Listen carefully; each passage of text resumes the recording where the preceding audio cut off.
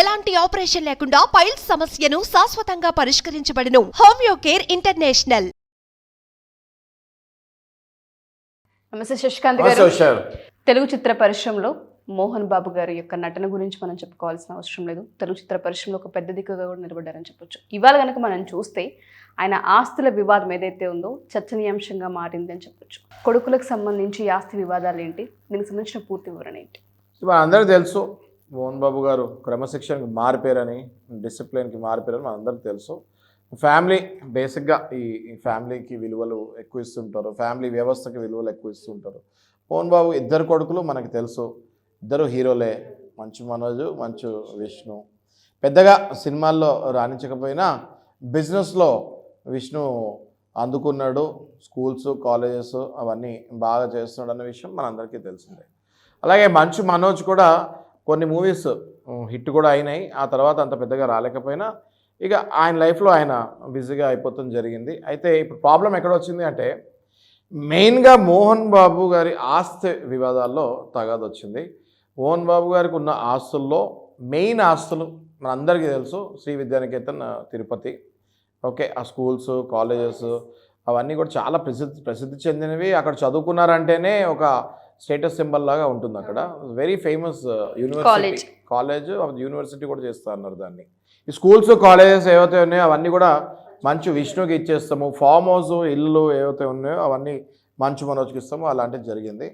So అప్పుడు ఏమైంది అంటే, మంచు మనోజ్కి ఏమనిపించింది అంటే, అసలు నాకు ఇచ్చినవి ఆయనకి ఇచ్చినవి కంపేర్ చేసుకుంటే చాలా డిఫరెన్స్ ఉంది. సో నాకు అన్యాయం జరిగింది దీనిపైన అనేసి మంచు మనోజ్ ఫీల్ అవుతాం జరిగింది. అప్పటి నుంచి కూడా ఇద్దరి మధ్యలో ఏదో ఒక రకంగా ఫ్రిక్షన్ స్టార్ట్ అయింది. మనం చూస్తే కొన్నాళ్ల క్రితం మంచు మనోజ్కి విష్ణుకి గొడవలు కూడా అయినాయి, టీవీలో కూడా వచ్చింది. అయితే అది వెంటనే ఇమీడియట్గా సర్దుమరిగింది. మళ్ళీ ఇద్దరు కొడుకులతోటి మోహన్ బాబు గారు కనిపించడం జరిగింది. ఓకే ఫైన్, అంతా బాగానే ఉంది అనుకున్నారు. అయితే మనం ఎప్పుడూ అనుకున్నట్టుగా నిప్పు లేనిదే పొగరాదు అంటారు కాబట్టి, అప్పుడు జరిగింది నిప్పు, ఇప్పుడు వచ్చింది పొగ అని చెప్పచ్చు ఈజీగా. ఎందుకంటే నిన్న జరిగిన విషయం ఏదైతే ఉందో అది చాలా దారుణమైన విషయము. డైరెక్ట్గా తండ్రి పైన, అన్న పైన నన్ను కొట్టించారు, గూండాలను పెట్టి నన్ను కొట్టించాడు అన్న అభియోగం చేశారు మంచు మనోజ్.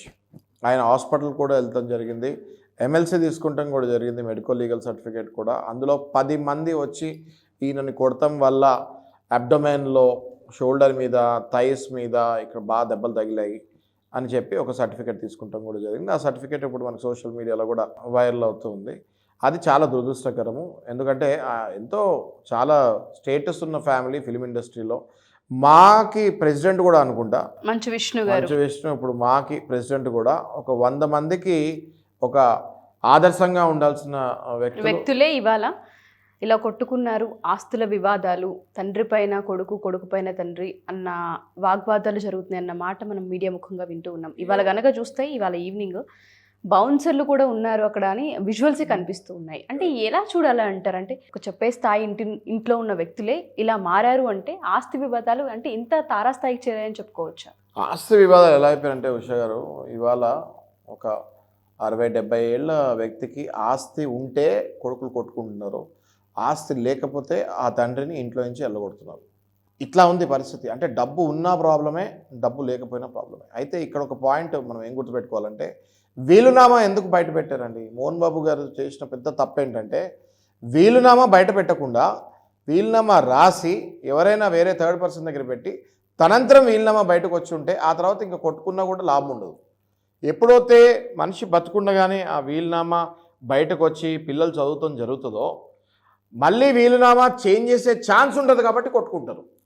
అదే తనంతరం మనిషి పోయిన తర్వాత వీలునామా బయటకు వస్తే కొట్టుకున్నా ఇంకా లాభం ఉండదు కాబట్టి కొట్టుకునే పరిస్థితి ఉండదు. అందుకే వీలు నామా అంటారు, అంటే విల్ డీడ్. ఆ తర్వాత తనంతరం ఒక మనిషి చనిపోయిన తర్వాత ఆ డాక్యుమెంట్ బయటకు రావాలి. మనం ఇందులో చూస్తే మనిషి బతుకుండగానే వీలునామా బయటకు వచ్చేసరికి మళ్ళీ చేంజెస్ చేసే ఛాన్సెస్ ఉంటాయి కాబట్టి పిల్లలు ఇలా కొట్టుకుంటూ జరుగుతూ ఉంటుంది.